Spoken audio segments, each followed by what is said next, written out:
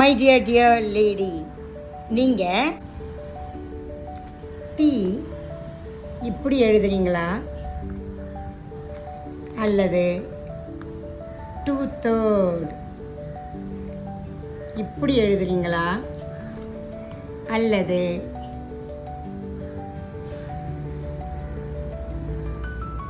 இப்படி எழுதுறீங்களா?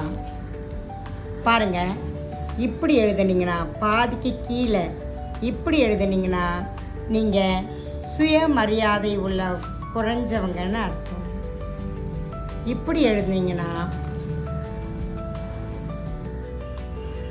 2/3 இந்த ஸ்டெம் 2/3 மேலே இருந்ததுன்னா நீங்கள் ப்ராக்டிக்கலாக இருக்கீங்க, அட்வான்ஸ்டாக பிளான் பண்ணுறீங்கன்னு அர்த்தம்.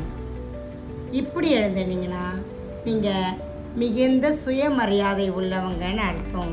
பரவாயில்ல, இது கேபிட்டல் டி கிடையாது, ஸ்மால் டி. அப்படி இருந்துமே இது மேலே போட்டிங்கன்னா, நடுவில் வந்தாலும் பரவாயில்ல, இதை மேலே போட்டிங்கன்னா நீங்கள் மிக சுயமரியாதை உள்ளவங்கன்னு அர்த்தம். அப்புறம் முன்னுக்கு வர்றீங்கன்னு அர்த்தம். எஸ், நான் ஒரு ஹேண்ட் ரைட்டிங் அனாலிசிஸ்ட்.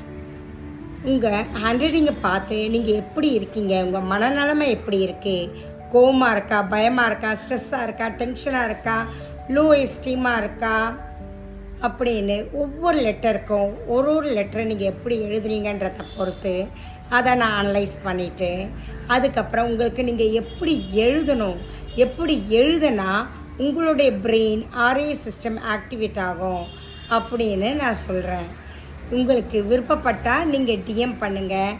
இது எப்படி சாத்தியம்னு சொன்னீங்கன்னா, ஆமாம், நம்மளுடைய ஹார்ட் பீட்டை எப்படி பார்க்குறோம், இசிஜியில் பார்க்குறோம். இசிஜின்றது என்னது? பேப்பரில் கோடு. அதே மாதிரி தான் நம்ம பிரெயின் எப்படி இருக்குன்னு பார்க்குறது நம்மளுடைய ஹேண்ட் ரைட்டிங்கை வச்சு நம்ம அனலைஸ் பண்ணலாம்.